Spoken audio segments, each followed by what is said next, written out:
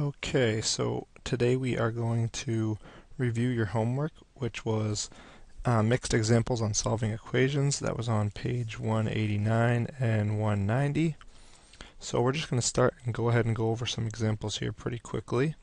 I'm going to be writing in red, and what I've already written out has been in black. So this was problem number 3 on your homework. So please, if you have the book, if you're in my algebra class, you should have the book. You should be on this page. If you are watching this and you're not in my algebra class because this is just that good of a video, then you will be able to follow along because the problem's pretty straightforward. So let's say this is a negative 1, right? Because there's nothing there. This is a negative times a negative, making this t plus 10 equals 2. Now this equation should be easy to figure out. We want to isolate the t, right? We want to get the t alone. So we need to get rid of whatever is with it on that side. And that would be the 10. So we need to minus it because addition and subtraction cancel. And do the same thing to both sides, giving us the answer t equals negative 8. Here we see that we have x divided by 4. A fraction is like division. So we want to cancel out division by using multiplication, because 4 divided by 4 would give me 1. Now that just cancels and we multiply by 4 on the other side. Okay? Whenever we see that fraction, we want to multiply by the number in the bottom, which in this case was 4. Now the x is free, it's all by itself, and when we multiply that, we get negative 64. So that's the answer to number 6. Okay, moving on. Oh, sorry, that might have been a little fast. So, as you can see, negative 64 is the answer to number 6. All we had to do is one step, and that's the center line. Okay, looking at this one, we're going to have to use some color here to kind of talk about what our like terms are. So let's go ahead and circle our two variable terms, right here and right here. Now let's combine those. 9 minus 6, we keep that minus with it. And this is a positive because there's nothing there. So 9 minus 6 is 3, so that's 3r. Anything that didn't get combined, we're just going to bring that down. We'll bring it down in red, sure. Okay, so that all didn't get combined, and now we're going to work with this. Okay, so this is now a two-step equation. We want to get the r alone. We want to get this alone. So to do that, we're going to need to cancel out the 2. Negative 2, or minus 2, and then a plus 2 gives me 0. Plusing 2 here would give me 3. So we have 3r equals 3. That comes from here. Dividing by 3, because we know that every time we have 3r, that's 3 times r. Right? And there's the dot. That cancels, giving you r equals 1. Okay? You may or may not remember, if you look at this right here, this equation, it's basically saying 3r minus 2 equals 1. And yesterday, those of you in my algebra class watched this. You said, okay, that's r plus r plus r, that's 3 of them. Oops.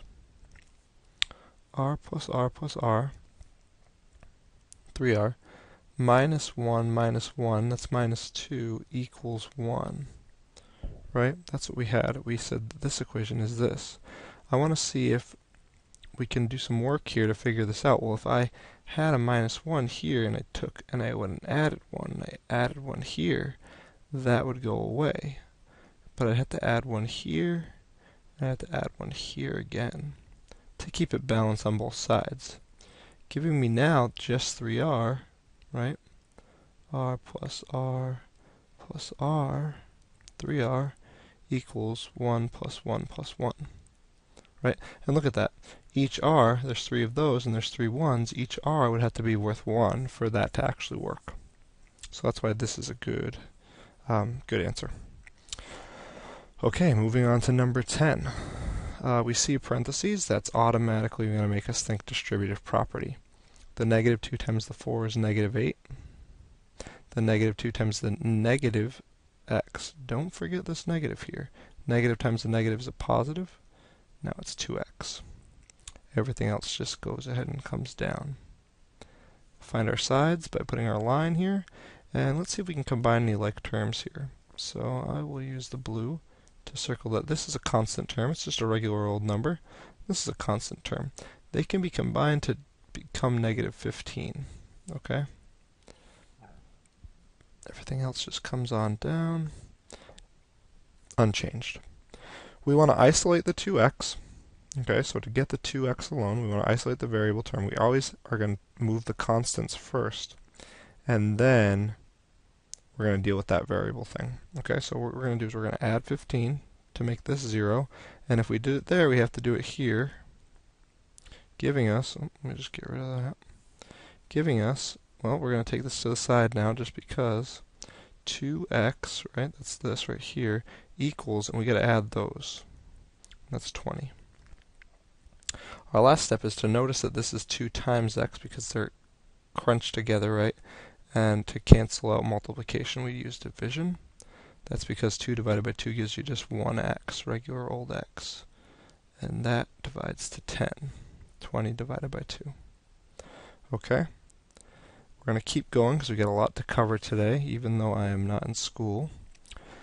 Look at number 12. I think that's one of the tougher ones on this assignment, or even on this video, that is. You see you have a fraction there and you want to distribute that fraction. A lot of people would just distribute it right off the bat.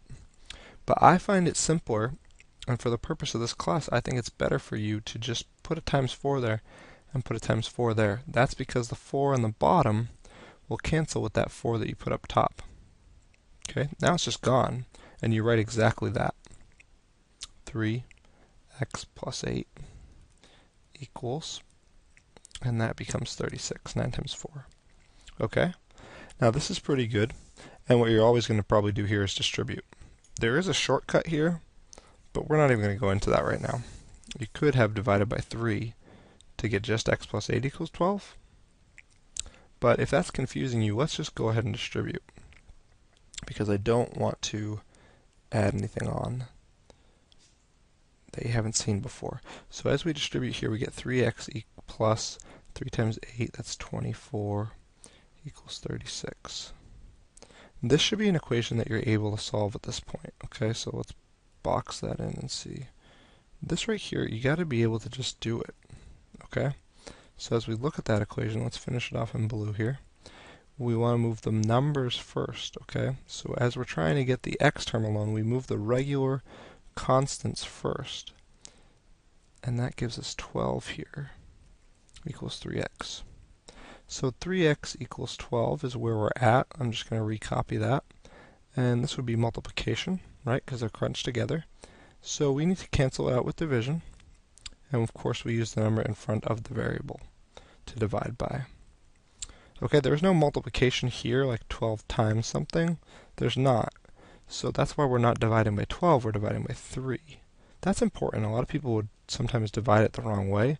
We're dividing by 3 because the 3 is times by the x. Oop, I got the...